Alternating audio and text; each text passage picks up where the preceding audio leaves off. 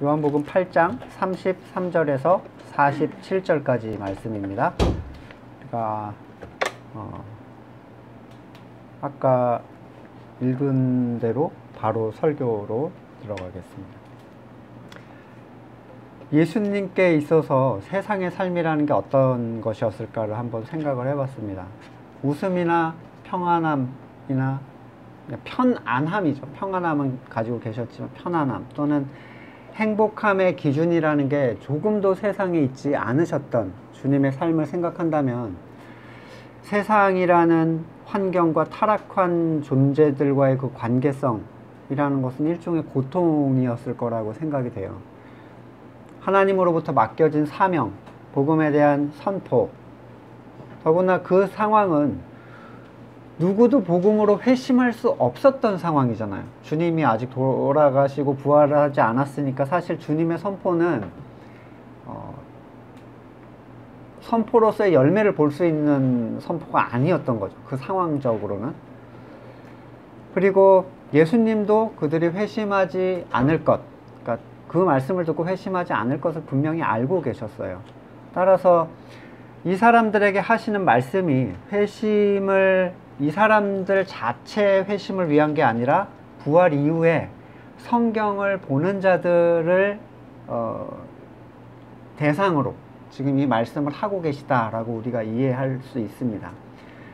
하늘로 승천 이후에 오시는 성령 하나님의 도우심이 아니고는 누구도 예수님의 말씀을 알아들을 수가 없었으니까 듣는 사람마다 욕하고 또는 미움으로 되돌아오고 제자라는 사람들은 엉뚱한 소리만 하고 있고 답답하셨을까 아니면 그냥 덤덤하셨을까 예, 생각을 해봤어요.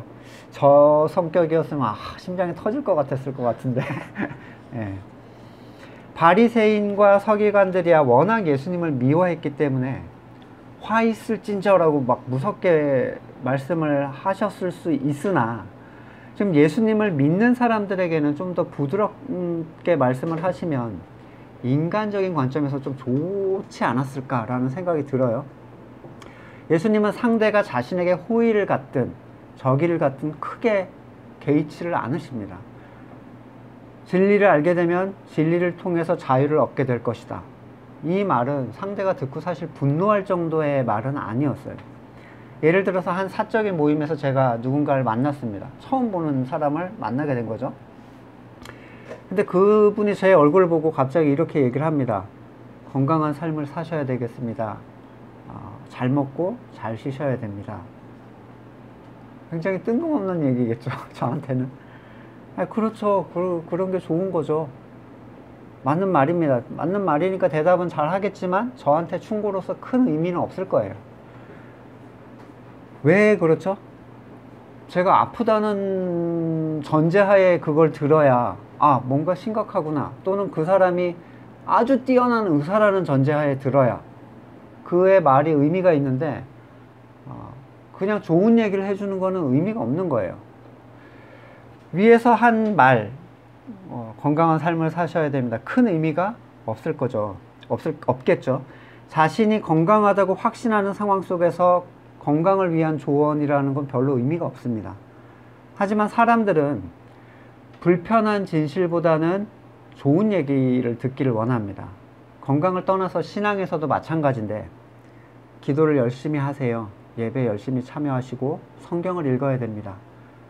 교회에서 하는 일에 열심히 참여하시고 기쁨으로 하셔야 되고 하나님을 기뻐하셔야 되고 범사에 감사해야 되고 뭐 이런 얘기들 좋잖아요. 그리고 그렇죠. 그래야죠. 라고 덤덤하게 받아들입니다. 서로 사랑한다고 말해주세요. 옆 사람 한번 안아주세요. 네. 짜증나는 마음을 털고 다 같이 한번 크게 웃읍시다. 하하하 막 이제 하는 거예요. 이런 것이 의미가 없는 이유를 아시겠습니까? 자신에 대한 극단적인 절망에 빠져보지 않은 사람들은 그들의 기분을 상하게 하지 않기 위해서 사람들이 좋은 얘기를 해줘요. 좋게 살아야 된다라는 얘기를 해주는 거죠. 좋은 얘기들이 나쁘다고 제가 규정하는 게 아닙니다. 그것이 그들에게 영적으로 의미가 없다는 얘기예요. 예수를 믿으면서 모태신앙이든 나중에 누군가에게 전도를 받으셨든 건물의 교회에 따라와서 거기에 딱 들어가면 처절한 절망감에 빠져서 내가 하는 모든 행동에 선한 것이 없다라는 것을 바닥까지 떨어져서 느껴보기 전에 이미 성도란 얘기를 듣습니다. 네, 교회 건물에 들어오면 성도라고 해주잖아요. 그 사람의 죄에 대한 인식, 처절한 회개 이런 거 검증받지 않죠. 몇 번 꾸준하게 나오면 일단 등록시키고 뭐 4주를 나오면 등록 나오면 얼마 있다가 세례 권유 세례하고 뭐 얼마 있으면 바로 직분이 나가죠. 네. 그리고 이제 순차적으로 진행이 됩니다. 그것 때문에 이 죄, 이 존재적 절망 때문에 아무것도 할 수 없고 내가 계획할 수 없고 죽음과 지옥과 또는 하나님의 진노에 대한 두려움에 빠져본 적이 있는가? 신앙생활의 시작점에서 대부분의 사람들은 내게 선한 것이 없다라는 존재적인 절망보다는 이제부터 구원을 얻기 위해서 많은 선행으로 날 채워야 되겠다는 쪽으로 이 행동의 중심이 바뀌어요. 이런 사람들의 신앙생활은 절대로 성공을 할 수가 없습니다. 첫 단추부터가 잘못 끼워졌기 때문이에요.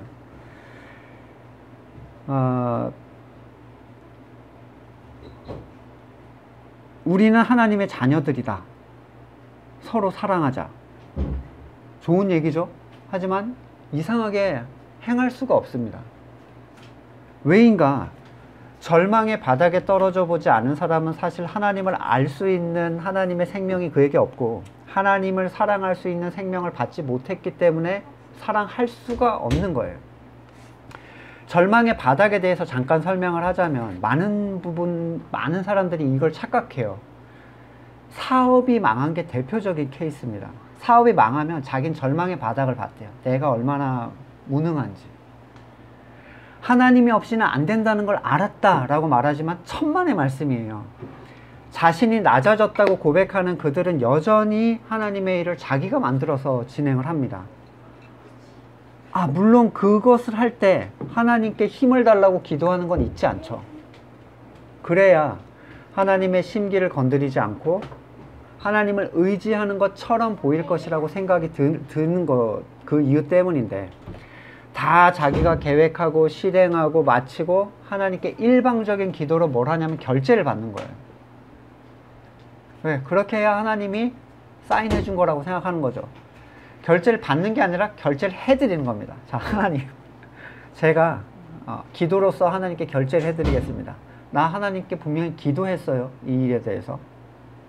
책임 전가를 하는 거예요. 기도하고 한 일. 그들이 자신의 절망 속에서 본 것은 인간 본성의 악함이 아니라 세상을 혼자 헤쳐나갈 수 없는 자신의 사업적인 무능을 발견했을 뿐이에요. 경제면 경제, 건강이면 건강, 학업과 연애 등등등 절망에 빠졌다고 생각하는 대부분의 사람들은 자신의 세상적인 무능을 발견했을 뿐이지 모든 행위의 죄악됨을 발견한 게 아닙니다. 그런데 자신들은 절망의 바닥에 갔었다라고 생각을 하죠.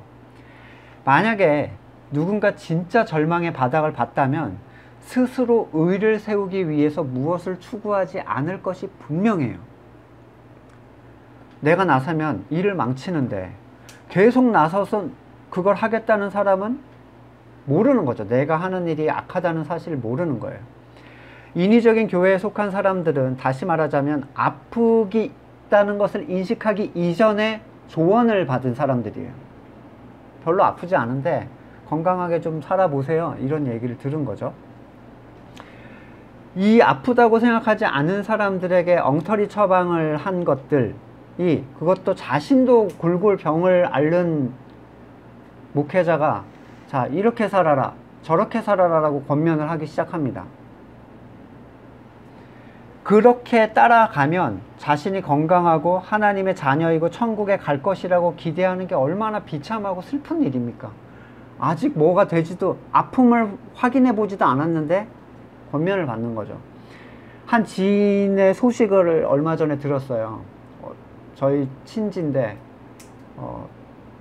병원에 갔더니 간이 엄청 안 좋다고 해가지고 약을 한 움큼씩 맨날 먹어야 되는 약을 한 움큼씩 줬대요. 그리고 감기약도 평소에 계속 먹어야 된다고 했다는 거예요. 여러분, 감기약이 독한 거 아시죠?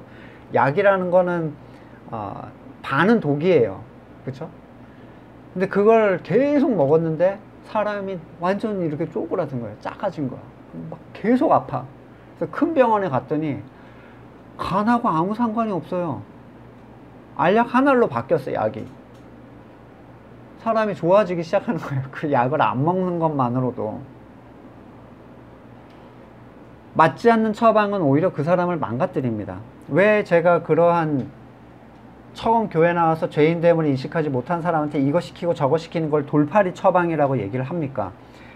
죄인됨의 절대적인 체험이 없는 자들에게 구원받았다고 선언을 해주고 착하게 살라는 설교를 하는 게 복음의 선포의 정상적인 방식이 아니기 때문이에요. 그러한 구원은 불가능합니다. 사랑할 수 없는데 자꾸 사랑하라 라고 하면서 기껏 제시하는 방식이 뭡니까? 화내지 말아라, 참아라, 양보해라, 웃어줘라, 좋게 생각해라. 미치겠는 거죠. 속에서는 부글부글 끓는데. 불가능한 것을 설교하기에 그것을 오랫동안 들어온 사람들은 어떻게 되냐면 그냥 이렇게 사는 게 맞는 거야 라고 생각을 하기 시작합니다. 열받으면 한번 터뜨렸다가 하나님한테 다시 회개하고, 그리고 그냥 다시 터뜨렸다가 이제 터뜨리는 거에 점점 제어를 안 해요. 왜? 제어해봤자 더 터뜨리니까. 빨리 터뜨리는 게 덜 터뜨리는 거죠. 이러한 자신이 심혈을 기울이는 극히 짧은 동안에만 그게 효과를 본다라는 사실 때문에 유지되지 않는 거죠. 그렇기 때문에 이제는 그러한 설교를 듣는 게 밋밋한 거예요. 아, 목사님 무슨 얘기 할지 다 알아. 제목만 보고 다 그런 얘기를 하는 사람들을 봤어요. 서로 사랑하라고 하지만 전혀 사랑스럽지가 않아요. 왜 사랑스럽지 않은지를 얘기해 주진 않아. 네가 잘못돼서 그런 거야 라고 생각하죠. 누구를 사랑할 것인가? 교회에 들어오는 모든 사람을 사랑할 것인가? 그들과 나는 어떠한 연계점을 가지고 있는가? 같은 교회를 다닌다는 사실 때문에 사랑해야 되는 건가요? 그러니까 시작해보지도 못하고 포기를 하는 겁니다. 한 몸이 된다는 사실, 한 소망을 공유하고 있다는 사실, 거기에 대한 교감이 전혀 없는데 어떻게 서로 사랑할 수가 있겠냐는 거예요. 그들은 성도라고 불리기는 하지만 누구와도 성경에 대해서 얘기하지 않습니다. 얘기할 수가 없어요. 할 거리가 없으니까. 오직 사람의 집단에서 만들어 놓은 일을 함께 처리하고 자기의 세상 일을 얘기하는 것, 그게 할 수 있는 전부입니다. 예수님께서는 이미 너희에게 진리가 필요하다라는 말씀을 긍정적으로 말씀을 하셨지만 이 사람들이 전혀 알아듣지를 못하자 갑자기 말기 선고를 내리세요. 왜 자꾸 기성교회를 비판하느냐라는 얘기를 저는 많이 들어왔습니다. 기성교회를 비판하기 위해서 설교하는 것처럼 들리는 모양이에요. 너만 옳다고 지금 얘기하는 거 아니냐? 아닙니다. 제가 옳다고 얘기하는 게 아니라 성경이 옳다라고 얘기하는 것일 뿐이에요. 다만 거기에서 자기들이 걸리는 거지. 지금 가장 보편적으로 정착한 이 율법적인 틀, 한국교회의 교회적 틀, 건물교회의 틀, 이걸 지적하지 않으면 누구도 자신이 잘못됐다는 생각을 하지 않을 뿐더러 자신이 잘못됐다는 생각을 넘어서 거듭난 사람들조차도 거기에 대해서 저것이 복음적이라고 인정해야 되는 상황이 돼버려요. 지금 여러분이 교회, 그 한국교회 틀 안에 있지 않지만 제가 이 얘기를 계속 여러분한테 하는 것은 그것이 옳은 것이 아니라는 걸 여러분이 알고 계셔야 되기 때문에 계속 얘기를 하는 거예요. 아, 저것도 옳은 거고 우리도 옳은 거야. 너도 옳고 나도 옳은 거야. 뭐 소수의 뭐를 인정해 이런 개념이 아니라 정말 옳은 것이 무엇이고 아닌 것이 무엇인지를 선을 그어줘야 된다는 거예요. 판을 갈지 않으면 안 됩니다. 어그러진 교회의 틀에서 거듭난 한 사람이 있다고 생각해 보세요. 완전히 다 율법적이고 행위적인데 그 사람, 거기서 한 사람이 거듭났어요. 그가 그 안에서 혼자서 신앙생활을 바르게 할 수 있을 거라고 생각을 하십니까? 절대적으로 불가능해요. 왜냐하면 교회는 혼자가 아니라 공동체예요. 혼자서 그 안에서 견뎌내고 참아내고 이겨내서 거기를 복음화시킬 수 있는 사람은 아무도 없습니다. 때문에 기존의 오래된 사람의 계명으로 형성돼서 유지되는 그 틀을 깨는 것은 가장 욕을 많이 먹는 일인과 동시에 필수적인 일이에요. 예수님께서는 덤덤하게 자기를 신앙인이라고 생각했던 이 사람들의 행태를 다시 지적을 하십니다. 죄를 짓는 사람은 다 죄의 종이다. 그들이 짓는 죄는 뭐였습니까? 예수님께서 보시는 죄와 사람이 생각하는 죄는 다르죠. 그들은 율법을 행위로 지키면서 죄가 없다라고 생각을 했어요. 다시 말해서 그들이 소중히 여기던 혈통 그리고 행위에다가 바로 너희가 하고 있는 신앙 행위의 모든 것들이 다 죄다라고 선언을 하신 거예요. 그들은 죄의 종일 뿐이었습니다. 누군가 신앙생활을 시작해서 교회에 나가고 예배를 참석하고 부서를 맡고 교회 일을 맡아서 진행하면 그것은 죄가 아닌가? 예수님 거기다 죄라고 하신 거예요, 지금. 이 사람들 유대인 아니죠? 아니, 유대인인데 바리새인과 서기관이 아니었어요. 누구였어요, 지금? 예수님을 믿는다는 사람들이었다는 거예요. 하지만 역시 알아듣지 못합니다. 철석같이 자신을 하나님의 자녀라고 생각하고 있었죠. 예수님께서는 너희가 아브라함의 자손임을 나는 알고 있어 라고 하셨어요.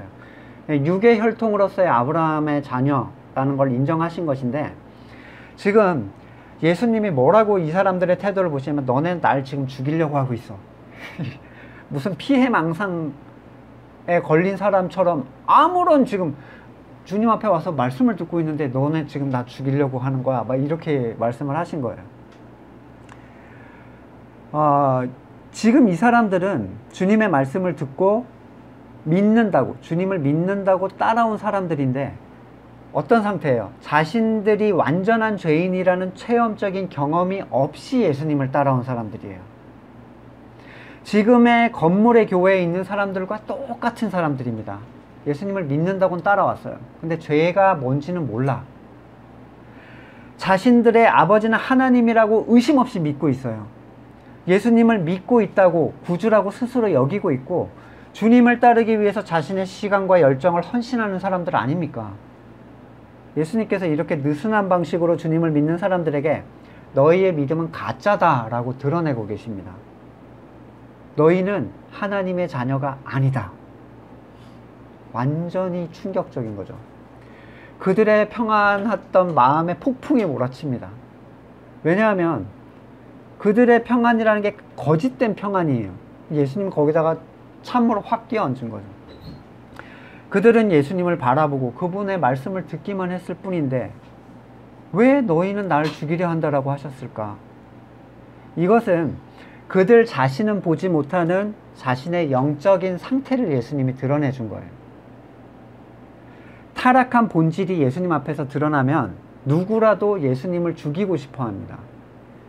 간단한 이유인데 복음 앞에 선다는 것, 그것은 자기가 예수님한테 죽든지 예수님을 죽이든지 둘 중에 하나를 골라야 되는 거예요.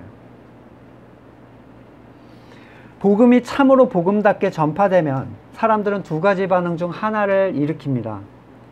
복음이 복음답게라는 표현은 그 귀에 복음의 참 본질이 전달되었을 때 복음이 복음답게 전달된다라고 얘기할 수 있어요. 이 본질은 사람은 구원에 대해서 행할 수 있는 선이 없기 때문에 그 사람의 옛 생명은 죽어야 된다라는 선언이거든요.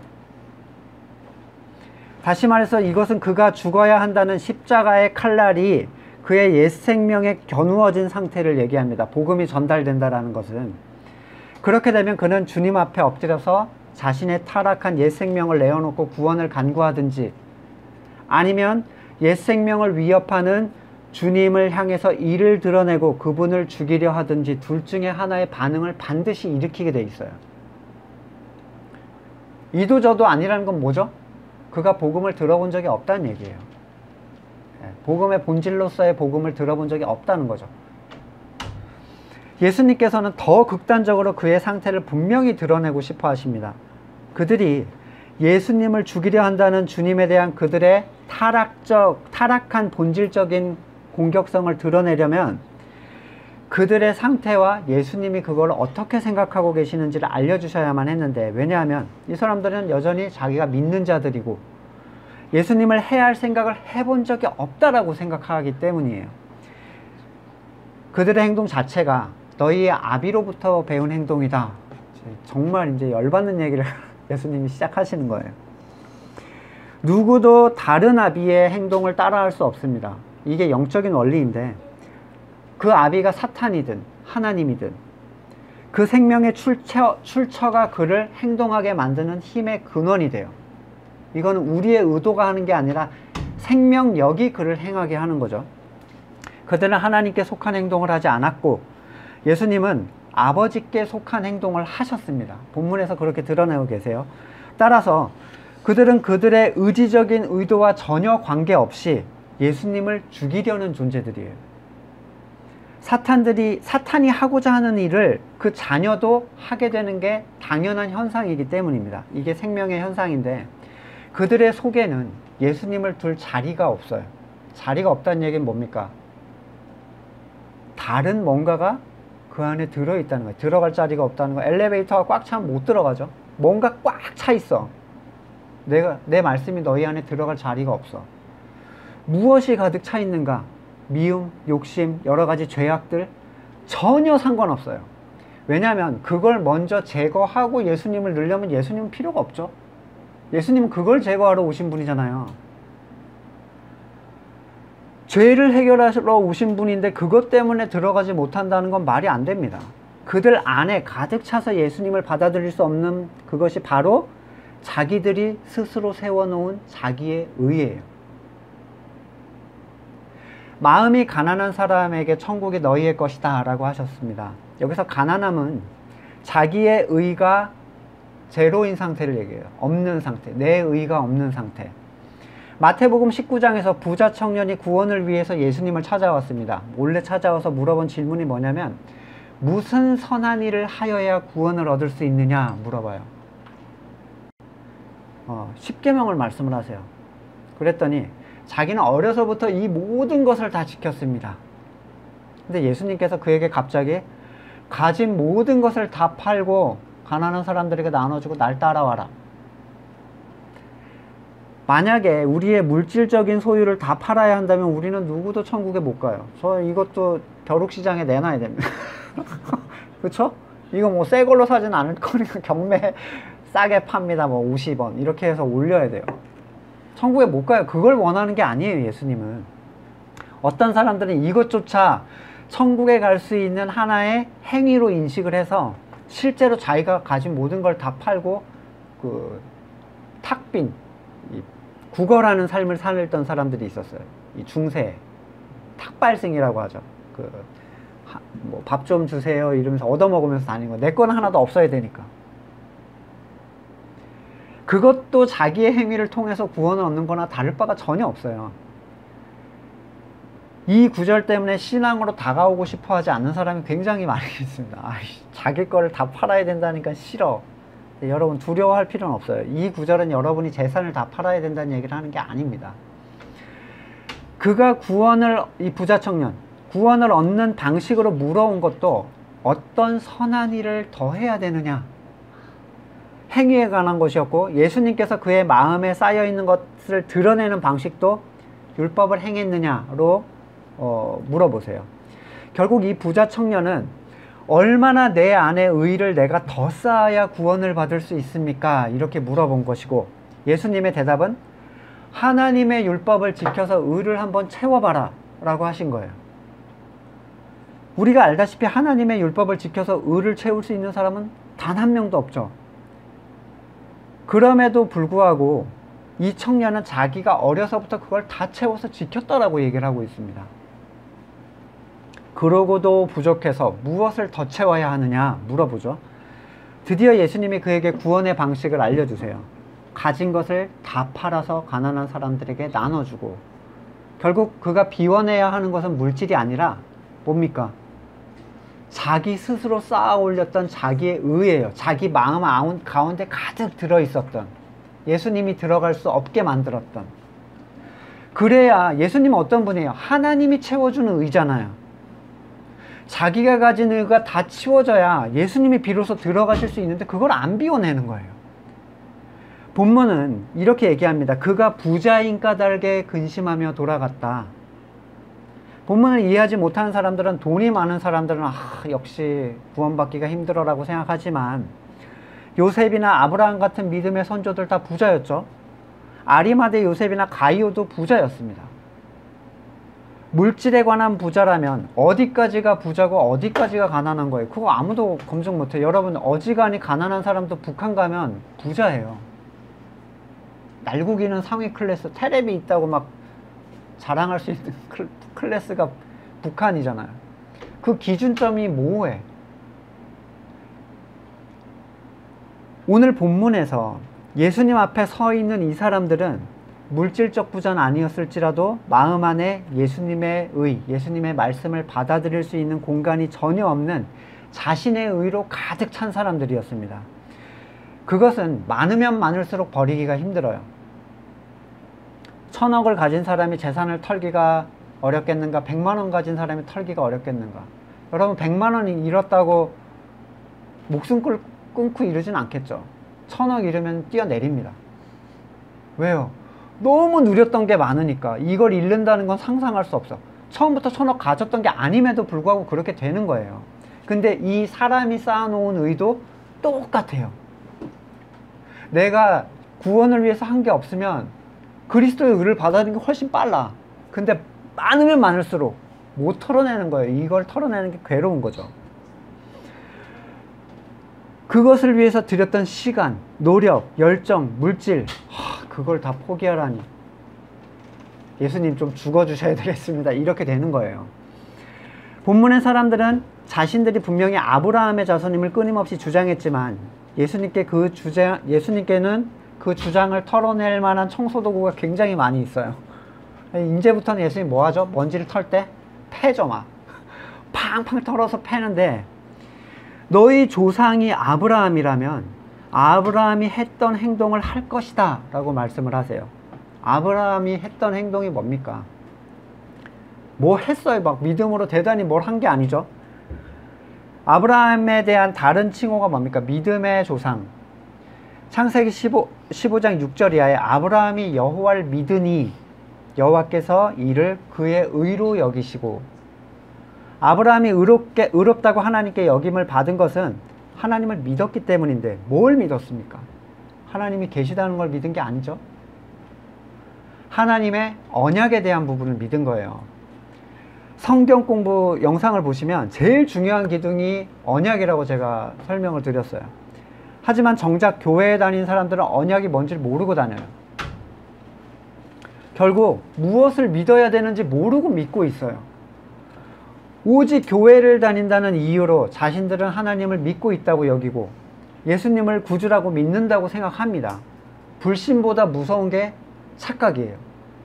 불신보다 더 무서워요. 왜냐하면 최소한 불신은 자기가 안 믿는다는 사실 정도는 알잖아요. 인정하죠. 난 안 믿어. 근데 이 착각은 믿는다고 생각하는데 안 믿는 거예요. 누구한테 더 희망이 있습니까? 이방인들한테 더 희망이 있는 거예요. 하나님께서 아브라함에게 하신 언약은 계속 반복하지만 아무리 반복해도 중요하고 부족하기 때문에 또 반복할게요. 하나님이 아브라함에게 하신 언약, 내가 너를 통해서 내 민족을 번성케 할 것이다. 누가? 내가. 그리고 그 시작점인 이삭의 탄생에서부터 하나님은 아브라함을 실패하게 하셔서 그 태어난 자녀가 하나님이 낳게 한 자녀라는 걸 인정할 수밖에 없게 만드세요. 온전히 하나님이 낳게 하신 자녀라는 체험적 확신. 이거는 아이 갖기 어려운 부부가 이 아이는 하나님이 주신 거야 이런 급이 아니에요. 완전 불가능해서 나온 아이란 말이에요. 하나님을 기다리는 대신에 스스로 영적인 자녀를 만들어내려고 하는 존재들이 이 세상적 교회예요. 일단 데려와서 채워 넣으라고 하죠. 그리고 그들에게 사람이 만들어 놓은 일을 시켜서 하나님이 자녀인 것처럼 생각하게, 착각하게 만들고 살아가도록 만듭니다. 하지만 오늘 본문에서 예수님 앞에 서 있는 사람들은 안 그랬습니까? 그들이나 지금 이 세상에 속한 사람들이나 똑같은 종류의 사람들일 뿐이에요. 그들에게 자신들을 하나님의 자녀라고 증명해 줄 자신들이 행해왔던 행사나 프로그램이나 여러 가지 종교 행위가 중요합니다. 내가 평생 주의를 지키고 11조를 빼먹은 적이 없고 이게 자기의 의가 돼버린 사람들, 부서에서 일을 만들고 각종 프로그램을 만들어내는 것을 신앙의 열정이라고 생각하는 사람들, 그들은 본능 속에서 뭘 하고 있는 거예요? 예수님을 죽이려는 사람들이라는 거예요. 그분들이 들으면 기분이 어떨까요? 자기들은 의식하지, 나는 한 번도 그런 생각 해본 적 없어 라고 해도 예수님은 그들이 자기를 죽이려 한다라고 표현을 하고 계세요. 자기들이 쌓아놓은 의가 보호되려면 예수님은 죽어줘야 돼요. 처리해야 됩니다. 예수님을 처리해야 내 의가 보호돼. 예수님을 믿는다고 하지만 정작 예수님 없는 신앙생활을 하는 존재들을 찾아보는 건 전혀 어려운 일이 아닙니다. 누군가 하나님으로부터 난 자라면, 그러니까 거듭난 사람이라면 자기의 죄를 처리하고 참 의가 되어주려고 오신 그리스도, 예수님을 사랑할 수밖에 없습니다. 43절부터 예수님께서는 이 믿는 사람들에게 뼈를 때리는 소리를 하세요. 뼈 때리는, 요즘 표현으로는 정확하게 반박할 수 없는 팩트를 찔러 넣는 거예요. 뼈 맞으면 엄청 아프잖아요. 그죠? 뼈 때린다 표현하는데, 너희가 내 말을 깨닫지 못하는 이유는 들을 수가 없기 때문이야. 왜 들을 수 없는 줄 아냐? 너희는 마귀에게서 났기 때문이며 아비의 욕망대로 행하려 하기 때문이다. 여러분, 믿는다고 와 있는 사람들한테 지금 너희 아빠는 마귀야 라고 하신 거예요. 예수님이. 예수님을 믿는다고 교회에 열심히 다니고 교회를 열심히 하는 사람한테 당신은 마귀로부터 났습니다 라고 하면 어떻게 될까요? 보도블록을 빼서 치려고 할 도려 없으니까 오, 네가 마귀네. 갑자기 반격하겠죠. 어디 하나님의 자녀, 네가 지금 교회를 망치려고 하는 마귀네. 이렇게 반박할 겁니다. 뭐라고 해요 이 사람들? 예수님 보고 네가 귀신 들렸네. 그대로 반격하죠. 왜요? 너무 열받게 만든 거예요 지금 자기들을. 이 선언처럼 지금 예수님이 운동도 열심히 하시고 좋은 거 많이 드시고 하세요, 이런 게 전혀 안 먹히니까 예수님이 당신은 지금 말기암이고요 어떤 걸로도 치료받을 수 없습니다 라고 선언을 해버린 거예요. 이것처럼 비참한 선언이 어디 있습니까? 하지만 진짜 의사라면 반드시 이 얘기를 해줘야 돼요. 의사는 듣기 좋은 소리를 해주는 사람이 아닙니다. 분명한 진단과 그 상태를 환자에게 알려주어야, 그래야 그 다음에 뭔가가 진행될 수 있어요. 앞에서 너희는 땅에서 나서 세상에 속했다 말씀하셨죠? 앞에 본문에서. 근데 이 사람들은 그게 무슨 의미인지 알지 못했습니다. 여러분, 세상에 속했다라는 표현은 마귀에게 나서 마귀의 뜻을 따라 산다라는 표현이에요. 근데 세상에 속했다는 것을 좀 고상한 표현으로 생각하는 사람이 있어요. 그냥 돈을 좀 좋아한다거나 성공을 추구하는 정도로 아주 나이브하게 그걸 받아들여. 세상에 속해, 내가 좀 세상적이지 뭐 이런 식으로. 근데 마귀에게 났다고 하는 거 받아들이는 사람 보신 적 있어요? 근데 그 둘이 똑같은 얘기라는 거예요 사실은. 예수님에게 있어서는 세상에 속한 존재는 곧 마귀의 태생이야 라는 거예요. 세상은 사탄의 지배 아래에 있는 곳입니다. 물론 하나님의 창조물이에요. 어디 하나님이 창조하셨는데 그게 그렇게 표현하시면 안 되는 게, 하나님은 사탄에게 넘어간 그 세상 속에서 하나님의 일을 행하시는 분입니다. 타락한 자들이 사탄에게 속하여 살아가도록 세상을 하나님이 내주셨어요. 마귀한테. 그래서 성도는 세상을 하나님과 함께 나그네로 살아가는 존재라고 표현하고 있고, 영원한 본향은 여기가 아니라고 얘기합니다. 그래서 성경은 사탄을 세상의 왕, 공중의 권세 잡은 자라고 표현하고, 예수님의 시험에서도 사탄은 이렇게 얘기해요. 이 세상은 나에게 넘겨진 것이다 라고 얘기하고, 예수님은 거기에 대해서 한마디도 반박 안 해요. 어디 하나님의 창조물을 네가 뭐 이런 얘기 안 하죠. 심지어 주님 스스로도 내 나라는 이 세상에 속한 게 아니다라고 얘기를 하십니다. 세상적이라는 표현은 사탄적이라는 표현과 동일한 표현인데, 우린 세상적이라는 표현에 너무 익숙하고 편하게 받아들여요. 여기에서 예수님은 사탄을 거짓의 아비다 라고 부르시는데, 이 말은 사탄이 거짓말을 잘한다는 얘기가 아닙니다. 뻥친다는 얘기가 아니에요. 그렇게 얘기하는 목사님도 계신데 그 얘기가 아니에요. 성경의 수많은 믿음의 인물들이 사전적 의미에서의 거짓말을 했지만 하나님이 오히려 복을 주거나 오히려 그걸 얘기하라고 하신 적도 있어요. 심지어는 하나님이 거짓을 말하는 영을 보내시는 적도 있습니다. 그럼 사탄을 보냈겠어요, 하나님이? 사탄이 하나님 말을 들어서 그걸 실행하는 존재입니까? 아니죠. 하나님의 예수님이 제시하시는 사탄이 거짓의 아비인 이유는 뭡니까? 그 안에 진리가 없기 때문이에요. 거짓말을 자꾸 해대기 때문이 아니라 진리가 없기 때문에. 진리와 거짓은 극과 극인데, 진리가 없다면, 진리라는 건 뭐야? 하나님에 속한 영이죠. 하나님의 영. 그것이 없다면 그가 하는 모든 것은 다 거짓이에요. 앞에서 하나님의 영이 없으면 행하는 모든 것이 죄라고 말한 것과 동일한 맥락입니다. 진리는 하나님께 속한 것이고 세상이 다 사라져도 변하지 않는 절대성과 영속성을 갖고 있습니다.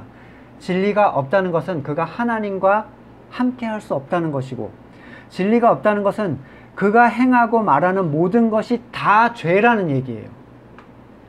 그들 자신의 생각에는 아무리 내가 진심을 말한다 해도, 아무리 내가 하나님을 위한다 해도 하나님 앞에서는 다 거짓되고 다 죄악일 뿐이에요.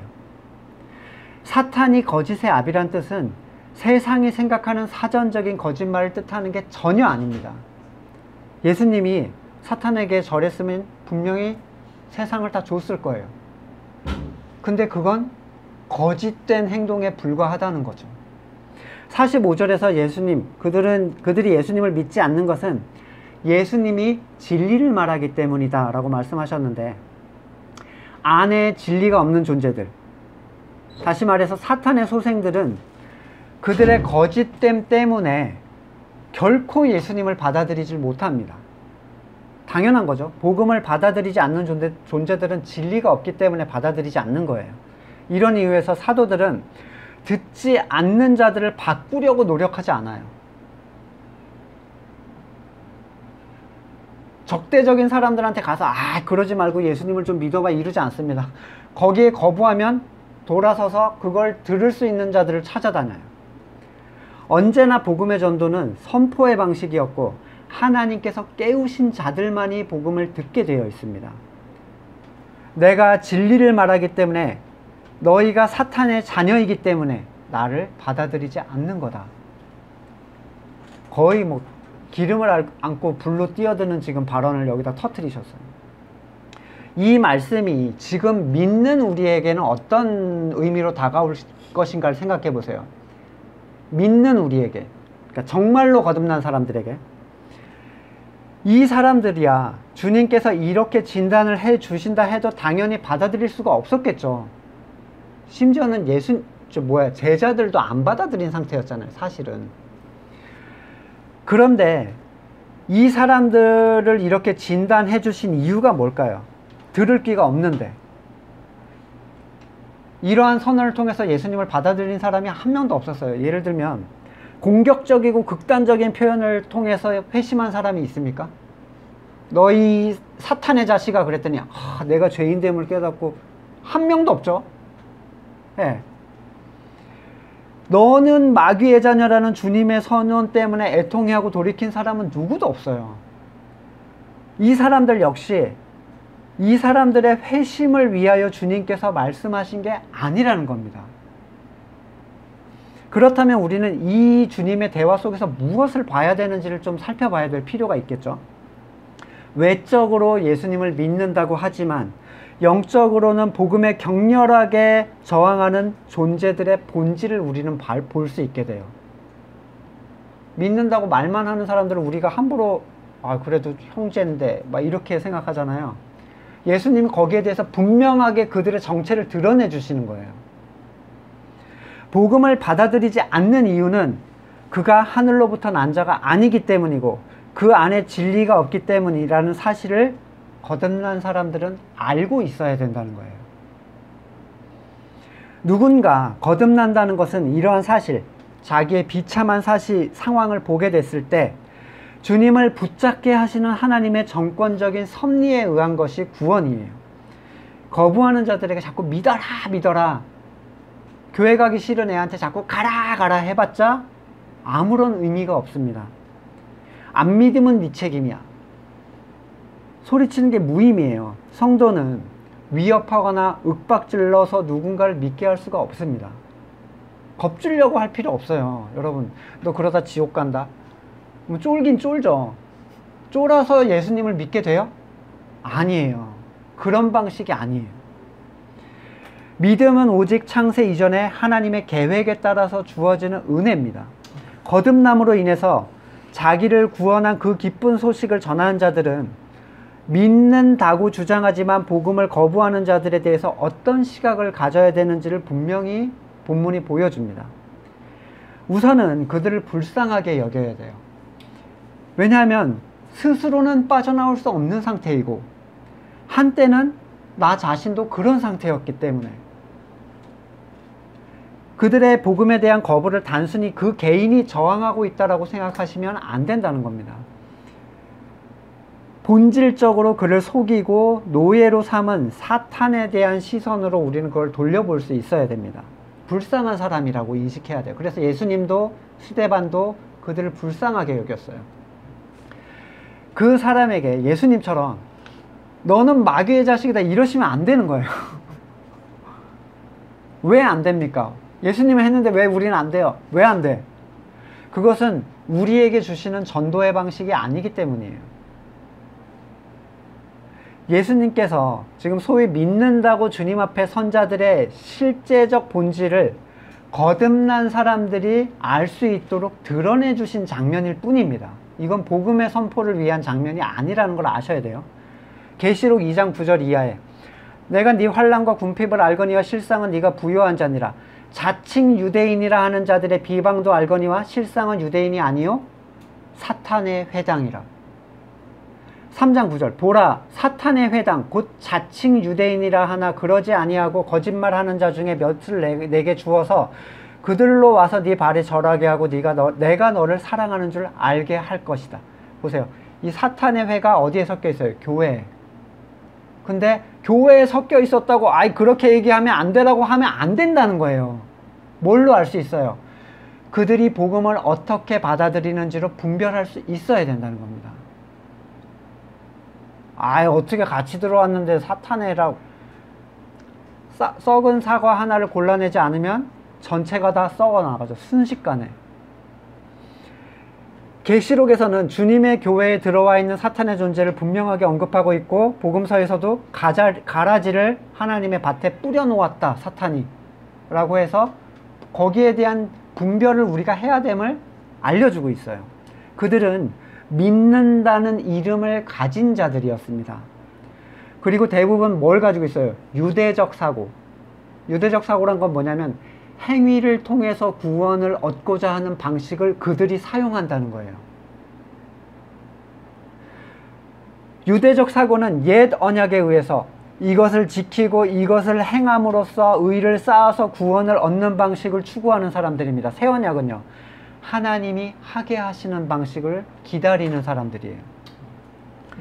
건물교회에 들어와 있으면 무조건 주님의 자녀요, 한 형제 자매라고 배웠던 사람들은 사실 형제에 대해서 구별하는 법을 알지 못하죠. 그리고 감히 거기에 대해서 언급하면 망발, 어떻게 감히 내가, 이렇게 생각하는 경우가 있어요. 그래서 한 교회에 있으면 형제라고 여기서 사랑해 보려고 하지만 항상 실패해요. 자기가 믿는다고 했던 그 사람들에게 예수님께서는 마귀의 자식이라고 하지 않았습니까? 거듭난 사람들은 영적 공동체가 뭔지를 알아야 됩니다. 그걸 알지 못한다면 나 자신도 거듭났다라고 얘기할 수 없는 거예요. 누가 영적 공동체, 정말 한 명도 없어서 도대체 여기에 영적 공동체는 있는 거야 없는 거야, 정말 한 명도 없으면.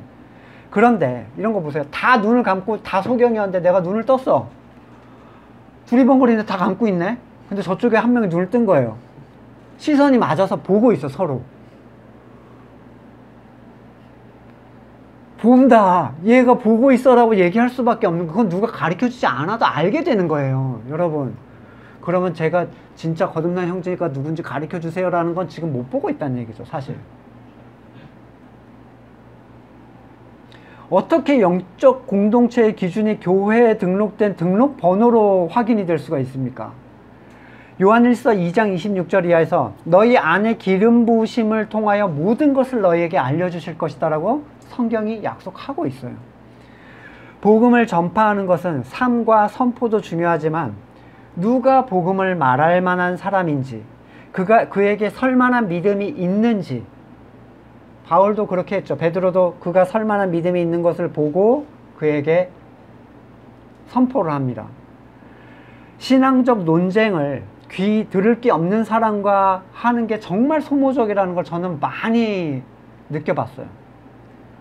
따지고만 싶어 하지 그냥 그 본질을 알고 싶어서 물어본 게 아닌 거야. 복음은 선포를 통해서 이루어지지만 구체적인 가르침은 언제나 거듭난 사람들에게만 가능한 겁니다. 내가 원하는 사람들보다 하나님께서 내게 주신 사람들에게 복음을 전하는 게 중요해요. 그래서 이 자리에 온 사람이 제일 중요하다는 거예요. 여기서 사람을 채워넣을 생각에 제가 머리가 돌아가 있으면 뭐라고 해야 되죠? 그냥 세상 교회랑 다를 바가 없죠. 내가 그리스도 안에서 말씀의 빛 아래 자기를 부인하고 자기 십자가를 지는 삶의 자리를 가져간다면 누군가 하나님께서 택한 자가 당신의 그 모습을 보고 당신의 소망의 이유를 묻게 할 겁니다. 하나님이 사람을 붙여줘요. 예를 들어 선포를 했을 때 루디아, 우리 지난 성경 공부 때 보신 대로 귀를 열어주셔서 오게 만들었어. 그리고 구체적으로 가르치게 기회를 허락한 거죠. 나중에 보면 온 사람 중에 말씀을 따르는 사람만 데려다가 가르치는 장면이 이제 사도행전에 나와요. 그때가 누군가 소망의 이유, 그리스도에 대한 소망의 이유를 물어올 때가 복음을 전하는 가장 좋은 기회예요. 누가 강하게 복음을 거부한다면 그의 상태를 분별하고 다시금 그에게 복음을 전할 수 있는 기회의 때를 기다려야 돼요. 거기다 때려 박아봤자 헛소리예요. 예수님 뭐라고 하셨어요? 거룩한 것을 개와 돼지에게 주지 말아라 라고 하셨죠. 개와 돼지나 사탄의 자녀나 차이가 없어요. 귀한 걸 받아다가 으깨기만 해요. 더럽히기만 하고. 그런 얘기를 나눌 필요 없습니다. 누군가 하나님께로 돌아온다는 것은 우리의 노력의 문제가 아니라 하나님의 때에 따른 거예요. 하나님의 뜻과 때에 따른 것. 다만 겸손한 마음으로 세상에 속한 그를 불쌍하게 여기고 그 영혼을 위해서 기도할 수 있는 마음을 우리가 갖기를 소망합니다. 오늘 본문을 놓고 같이 한번 기도를 좀 해볼게요. 조금 기도의 시간을 오래 갖겠습니다. 말씀 안에서 말씀을 묵상하셔도 좋고, 또는 내 삶 가운데에서, 또 분별함에 있어서, 또는 복음 앞에 선 나의 모습 가운데서 정직하게 이것들을 드러내고 깨달을 수 있도록 같이 잠깐 기도하겠습니다.